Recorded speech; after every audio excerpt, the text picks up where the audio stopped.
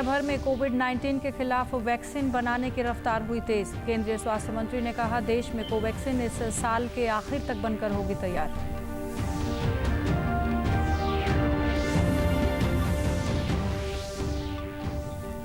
महिलाओं को सशक्त बनाने के लिए नूंह जिले में लगभग 13 लाख रुपए का ऋण किया गया स्वीकृत।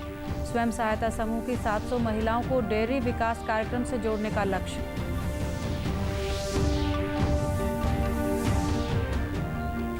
आज मनाया जा रहा है विश्व वृद्ध दिवस। सरकार और समाजसेवी संस्था वृद्धाश्रम स्थापित कर वृद्धजनों का जीवन सहज बनाने में है प्रयासरत।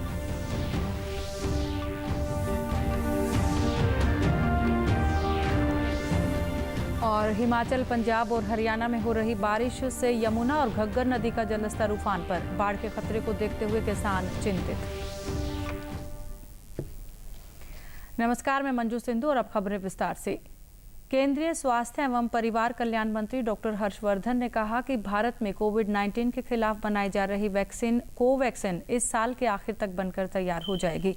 स्वास्थ्य मंत्री ने कहा कि दुनिया भर में कोविड-19 के खिलाफ वैक्सीन बनाने की रफ्तार तेज हो गई है। उन्होंने कहा कि सीरम इंस्टीट्यूट द्वारा तैयार किए गए ऑक्सफर्ड वैक्सीन का भी समानांतर उत्पादन किया जा रहा है, ताकि इसके विपणन के लिए लगने वाले समय से बचा जा सके। डॉक्टर हर्षवर्धन ने कहा कि भारत में तैयार की जा रही अन्य 2 वैक्सीन का उत्पादन शुरू होने में 1 महीने का समय लगेगा। उन्होंने कहा कि अगर वैक्सीन का ट्रायल सही रहता है तो हम अगले साल की पहली तिमाही में इसका उपयोग शुरू कर सकते हैं। वैक्सीन पहले किन्हें दी जाएगी, इस सवाल के जवाब में केंद्रीय स्वास्थ्य मंत्री ने कहा कि स्वास्थ्यकर्मी कोरोना के खिलाफ जंग में फ्रंट लाइन योद्धा और कोरोना संक्रमण से अति संवेदनशील बड़ी उम्र के लोगों को ये वैक्सीन उपलब्ध करवाई जाएगी। वायरस की क्या वैरायटी है, उसके कहाँ से देश में आने की संभावना है, वो दुनिया के किस किस हिस्से के किस किस वायरस से मिलता जुलता है, क्या उसमें कोई किसी प्रकार का परिवर्तन हुआ है, उसकी जो ट्रांसमिशन है उसके कारण बीमारी होने की संभावना है या उसके आगे के बिहेवियर के बारे में, और इसके साथ साथ इसको सारे दुनिया के अंदर जो इसी तरह का काम हो रहा है उसको कोलेट करके कैसे कोविड-19 के खिलाफ जंग को और ज़्यादा बेहतर तरीके से सफल बनाया जा सकता है, उसमें विज्ञान का ये आज एक इम्पॉर्टेंट अध्याय पूरा हुआ है। देश में कोरोना के खिलाफ जंग जारी है। स्वास्थ्य मंत्रालय के मुताबिक देश में कोरोना संक्रमण से अब तक 21,58,946 मरीज स्वस्थ हो चुके हैं। पिछले 24 घंटों में 62,282 मरीजों ने कोरोना को मात दी है। देश का रिकवरी रेट बढ़कर 74.30% हो गया है। वहीं मृत्यु दर घटकर 1.89% रह गई है। प्रदेश का रिकवरी रेट 84.03% तक पहुंच गया है। अब तक प्रदेश में 42,500 से अधिक मरीज ठीक होकर घर लौट चुके हैं। मृत्यु दर घटकर 1.13% हो गई है। प्रदेश में कोरोना मामले के दोगुने होने की दर 33 दिन है। कोविड-19 कोरोना वायरस के प्रति लोगों को जागरूक करने के लिए नारनौल जिला प्रशासन ने एक नई पहल की है। उपायुक्त आर.के. सिंह ने जिला प्रशासन एवं जिला रेड क्रॉस सोसाइटी के नाम से एक स्टिकर लॉन्च किया है। इस स्टिकर पर जिला उपायुक्त के हस्ताक्षर के साथ जिला प्रशासन की मोहर भी लगी हुई है। आज नारनौल लघु सचिवालय से सरकारी और निजी वाहनों पर ये स्टिकर लगाए गए। प्रथम चरण में लगभग 10,000 स्टिकर वाहनों पर लगाने का लक्ष्य रखा गया है। उपायुक्त आर.के. सिंह ने बताया कि इस तरह के स्टिकर वाहनों पर लगने से लोगों में जागरूकता आएगी और लोग कोरोना जैसी महामारी से अपना बचाव कर सुरक्षित होंगे। जी, जागरूकता के लिए जिला महेंद्रगढ़ में अनेक साधनों का प्रयोग किया गया है। उनमें से एक प्रयोग हमने व्हीकल्स पे लगाने वाले स्टिकर्स हैं। स्टिकर्स के द्वारा लगभग हम 10,000 स्टिकर पूरे ज़िले के अंदर बांटेंगे। सरकारी, गैर सरकारी सभी प्रकार के व्हीकल्स के ऊपर स्टिकर लगाकर लोगों को जागरूक करने की कोशिश करेंगे कि आपने इन चीज़ों का ख्याल रखना है, जैसे कि सोशल डिस्टेंस, मास्क का प्रयोग और लगातार हाथ धोना और हाथ को सैनिटाइज करना। उपायुक्त महेंद्र के मार्गदर्शन में, उनके निर्देशानुसार आम जन को, आम नागरिक को जागरूक करने, कोविड-19 कोरोना के प्रति जागरूक करने हेतु हमने अभियान चला हुआ है। इस अभियान के तहत हमने स्टिकर बनाए हैं 2 टाइप के। ये हम जितने भी हमारे वाहन हैं जो नारनौल जिले में, महेंद्रगढ़ जिले में हैं, उन सभी प्राइवेट और जो सरकारी गाड़ियाँ उन पे हम लगाएंगे ताकि आम जन को जागरूक किया जा सके। कोविड-19 महामारी के मद्देनजर सीबीएसई ने मिडिल से सेकेंडरी और सेकेंडरी से सीनियर सेकेंडरी स्कूल में अपग्रेड के लिए आवेदन करने वाले स्कूलों को बड़ी राहत दी है। बोर्ड ने इस महीने से इन स्कूलों के वर्चुअल निरीक्षण की शुरुआत की है। इस कदम से सीबीएसई से मान्यता प्राप्त स्कूलों की संबद्धता को अपग्रेड करने में लगने वाले समय और खर्च में बचत होगी। इसका फायदा 2019-20 और 2020-21 सत्र के दौरान संबद्धता अपग्रेड करने के लिए आवेदन करने वाले करीब 1000 स्कूलों को मिलेगा। सीबीएसई ने स्कूलों के वर्चुअल निरीक्षण के लिए मानक संचालन प्रक्रिया भी तय की है, जो एक डिजिटल प्लेटफॉर्म पर रियल टाइम में काम करती है। इस डिजिटल प्लेटफॉर्म के जरिए स्कूलों के इंफ्रास्ट्रक्चर, मसलन अतिरिक्त क्लासरूम, लैब, कक्षाओं के लिए शिक्षकों की उपलब्धता और विषयों की आवश्यकता का निरीक्षण किया जाएगा और इसके आधार पर ही स्कूलों को अपग्रेड किया जाएगा। महिलाओं को सशक्त बनाने के लिए बिस्नोली सर्वोदय ग्रामोद्योग सेवा संस्थान दिल्ली के सहयोग से नूंह जिले में लगभग 13 लाख रुपए का ऋण स्वीकृत किया गया। इसके तहत 10 महिलाओं को 60,000 रुपए का चेक वितरित किया गया। जिला एवं सत्र न्यायाधीश नीरजा के कलसन ने इस कार्यक्रम में बतौर मुख्य अतिथि शिरकत की। कोर्ट परिसर में आयोजित हुए इस कार्यक्रम में महिलाएं सस्ती दरों पर ऋण पाकर बेहद उत्साहित दिखी। उन्होंने कहा कि वे अब दुधारू पशु खरीदकर अपनी आजीविका को बेहतर कर सकेंगी। मेरा नाम है, 60,000 का लोन मिला है। हम इस पैसे से पशु खरीदना चाहते हैं और अच्छे से दूध जाए, इसलिए विटामिन दूध देना चाहते हैं। संस्था के साथ कि ये लोग ऊपर आए, दूध यहाँ को दूध ना देख कर्जे में डाल देते हैं, इसलिए तो सही महसूस हो रहा है। बढ़िया, अच्छा को चले, हमारा बच्चा को गुजारा हो जाएगा और बाकी वो भी दे देंगे। एनजीओ के प्रचालन निदेशक अनूप कुमार का कहना है कि नूंह जिले में स्वयं सहायता समूह की करीब 700 महिलाओं को डेयरी विकास कार्यक्रम से जोड़ने के लिए वीटा के साथ मिलकर 7 डेयरी सहकारी समितियों की स्थापना की जा चुकी है। इसके तहत दुग्ध उत्पादकों को आकर्षक दरों पर सीधे वीटा को दूध बेचने का अवसर मिलता है। उन्होंने कहा कि उनकी संस्था दिल्ली, उत्तर प्रदेश, पंजाब और हरियाणा राज्यों में अलग अलग क्षेत्रों में काम कर रही है और अब उनकी संस्था नूंह की महिलाओं को सशक्त बनाने के लिए आगे आई है और भारत के अनेक जनपदों में, अनेक राज्यों में काम कर रही है। पंजाब, हरियाणा, उत्तर प्रदेश, ये इस जगह में हमारा काम है। और नूंह डिस्ट्रिक्ट का चुनाव हमने इसलिए किया था कि नीति आयोग की तरफ से कहा गया था कि यहाँ रोज़गार के अवसर कम हैं और यहाँ के लोगों को किसी भी स्किल में आप उनको प्रशिक्षित करिए और कोशिश करिए कि उनका अपना खुद का रोजी रोज़गार शुरू हो जाए। इसी के तहत हमने अपना एक छोटा सा प्रपोज़ल बनाया और NMDC हैदराबाद को हमने अपना प्रपोज़ल दिया, जिसकी स्वीकृति उन्होंने दी। इसके तहत 750 महिलाओं का समूह हमने यहाँ 2 ब्लॉक में, नूंह और इंद्री ब्लॉक में शुरू किया है। पिछले 1.5 साल से इनकी ट्रेनिंग, क्योंकि लोन बाद में होता है, उसके पहले बड़े सारे प्रशिक्षण होते हैं। आज विश्व वृद्ध दिवस मनाया जा रहा है। इस दिन का उद्देश्य वृद्धजनों की देखभाल और उनका सम्मान करना है। वर्तमान में देश में बुजुर्गों की संख्या लगभग 12 करोड़ है।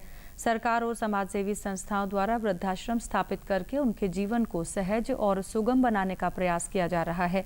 कैथल के श्री सनातन धर्म मंदिर में वृद्धाश्रम चलाया जा रहा है, जो पिछले 30 वर्षों से जरूरतमंद बुजुर्गों की सेवा कर रहा है। आश्रम में रह रहे वृद्धजनों का कहना है कि इस वृद्धाश्रम में उन्हें खाने पीने, रहने और अन्य सभी सुविधाएं प्रदान की जा रही हैं और उन्हें किसी भी प्रकार की कोई दिक्कत नहीं है। और जी मैं ठीक ठाक से रह रहा हूँ। 6-7 साल से यहाँ मैं रहता हूँ। कोई साथ में ना खटाई जी तो अपने आगे, और क्या करें, बच्चे नहीं है रख सकते तो क्या करें, क्या। और यही आश्रम मिला हमने, तो बच्चे ना रख सकते तो यहाँ आश्रम तो रख लिया 4 बच्चे थे जी, 4 मर गए। कल्ली की मारी आ गई, 2 साल हो गए। ठीक है जी, घर भी उरी लबी गुरुद्वारा लबा, कल्ली की मारी आ गई। कैथल के उपमंडलाधीश संजय कुमार ने कहा कि हमारे जीवन पर बुजुर्गों का बहुत उपकार है। बुजुर्ग हमें शिक्षा और संस्कार देते हैं जिनका बदला चुकाया नहीं जा सकता। उन्होंने युवा पीढ़ी को संदेश देते हुए कहा कि वे अपने बुजुर्गों का पूरा मान सम्मान करें। आवश्यकता इस समाज में बनी रहती है और वो समाज जो अपने बुजुर्गों का आदर मान नहीं करता उसका दिशा विहीन हो जाना निश्चित है। आप कोई भी संस्कृति देख लीजिए जिसमें बुजुर्गों के लिए विशेष स्थान नहीं है, वो संस्कृति ज़्यादा दिन चलती नहीं है, एक दिन ढह जाती है। हमारे बुजुर्ग अपने पूरी जिंदगी का पूरा तजुर्बा हमारे साथ शेयर करते हैं और उस तजुर्बे में वो हमें ये सीख दे जाते हैं कि बेटा इस मार्ग में यहाँ पर खड़े हैं क्योंकि मैंने तेरे से ज़्यादा ज़िंदगी देखी है, मेरे तजुर्बे से तू कुछ तो सीख ले। 2-4 साल उम्र। हिमाचल, पंजाब और हरियाणा में हो रही मूसलाधार बारिश से घग्गर नदी का जलस्तर बढ़ने से किसानों की चिंता बढ़ गई है। फतेहाबाद की जीवन रेखा घग्गर नदी इस समय उफान पर है। बाढ़ के खतरे को देखते हुए रतिया में बाढ़ नियंत्रण कक्ष की स्थापना की गई है, जिसमें समय समय पर घग्गर नदी में बढ़ रहे जल स्तर की रिपोर्ट दर्ज की जाती है। सुपरवाइजर मेनपाल ने बताया कि प्रशासन सतर्क है और बाढ़ की आशंका को देखते हुए सभी इंतजाम किए गए हैं। तहसील ऑफिस में ये फ्लड कंट्रोल रूम बनाया हुआ है और उसमें ड्यूटियां लगी हुई है। जिस तरह आज मेरी ड्यूटी है, तो ड्यूटी का मतलब ये है भाई बाहर से अगर कोई फ़ोन आता है और उसको हम फिर आगे उच्च अधिकारियों को भेजते हैं रिपोर्ट, और इसका पूरा प्रबंध किया गया है। किश्तियाँ वगैरह भी लगाई हुई है, सब प्रबंध किया गया है। घग्गर नदी के तटीय क्षेत्र पर रहने वाले किसानों ने कहा कि घग्गर नदी में जलस्तर बढ़ने से बाढ़ का खतरा उत्पन्न हो गया है, जिससे वे अपनी फसलों को लेकर चिंतित हैं। पानी बढ़ रहा है जी, पीछे पहाड़ों से और से पंजाब से, हरियाणा से, हिमाचल से पानी घग्गर नदी में आ रहा है, बढ़ रहा है पानी है। आगे जाके फसलों को नुकसान हो सकता है, तो प्रशासन को थोड़ी सफाई करनी चाहिए घग्गर नदी की जी। नहीं है, लेकिन जैसे पानी की रफ्तार है तो ऐसा अनुमान हो सकता है भी घग्गर एकदम ज़्यादा बढ़ जाए, मारकंडा पीछे भी ज़्यादा ऊपर चल रहा है, तो फसलों में ज़्यादा नुकसान की संभावना बनती है, क्योंकि ये फ्लड एरिया है। काफ़ी एरिया में ये नुकसान है, भी फसल ख़राब हो जाती है और मर जाती है। जिस तरह ये पानी बढ़ रहा है वो थोड़े दिनों में ये किनारों को पार कर जाएगा और उसके बाद यहाँ आसपास जितने भी बहुत फसलें हैं वो सारी की सारी तबाह हो जाएंगी। उससे शहर को यमुना का जलस्तर दिन प्रतिदिन बढ़ने से फरीदाबाद के कई इलाकों में बाढ़ का खतरा मंडराने लगा है। यमुना नदी के किनारे पर बसे किसान बाढ़ के खतरे से अधिक चिंतित हैं। उनका कहना है कि फिलहाल उनकी फसलों को भारी नुकसान हो चुका है और आने वाले दिनों में अगर बाढ़ आ जाती है तो उन्हें अपना घर भी छोड़कर जाना पड़ सकता है। किसानों का कहना है कि फसल ही उनकी आय का एकमात्र साधन है और इस नुकसान से उबर पाना उनके लिए एक बड़ी चुनौती है। बहुत ही परेशानी हो जाती है, कमरों में, मकानों में सब में पानी भर जाता है। फिर हम लोगों को निकलना पड़ता है। सरकारी पुस्ते पे टेंट लग जाते हैं, उनमें जाके 1 महीना लगाते हैं। जब पानी सब सूख जाता है, सब काम सही हो जाता है, तब फिर से आते हैं। फिर पानी का जल स्तर बढ़ रहा है, तेजी से बढ़ रहा है। ये सारी देखो ना, मिर्ची उर्ची सब खराब हो गई हम लोगों की। फसल तो जो है नष्ट होगी। अब जो है हमें भी यहाँ से निकलना पड़ेगा ना, मुसीबत ही मुसीबत है जल बढ़ने से। तो हमने अभी भिंडी की है और अभी हाल ही में गोभी की पौध लगाई थी, जो कि करीब में 60-70 हज़ार रुपये लगे थे पन्नी उन्नी लगा के, और वो सारी अभी नष्ट हो गई है। इसलिए हमारे जो मम्मी पापा हैं वो परेशान हैं। और बाकी जो बाढ़ का पानी है ऐसे बढ़ता रहा तो करीब में 2-3 दिन में बाढ़ आ जाएगी और हमें यहाँ से जाना पड़ेगा।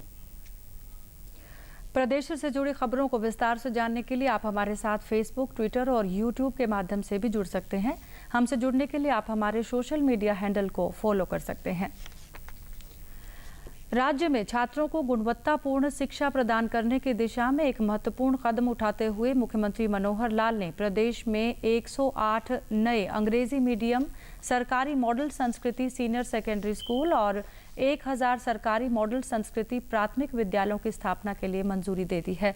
इन स्कूलों में प्रवेश प्रक्रिया सितंबर 2020 से शुरू होगी और ये पहले आओ पहले पाओ के आधार पर होगी।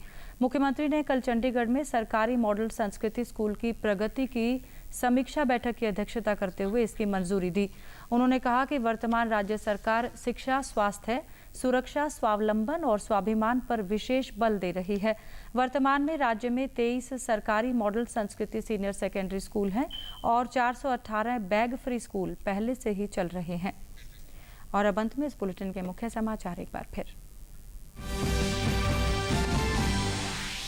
दुनिया भर में कोविड-19 के खिलाफ वैक्सीन बनाने की रफ्तार हुई तेज। केंद्रीय स्वास्थ्य मंत्री ने कहा, देश में कोवैक्सीन इस साल के आखिर तक बनकर होगी तैयार।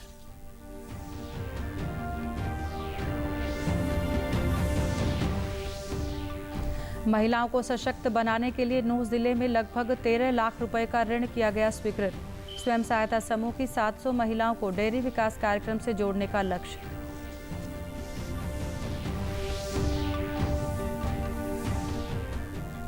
आज मनाया जा रहा है विश्व वृद्ध दिवस। सरकार और समाजसेवी संस्था वृद्धाश्रम स्थापित कर वृद्धजनों का जीवन सहज बनाने में है प्रयासरत।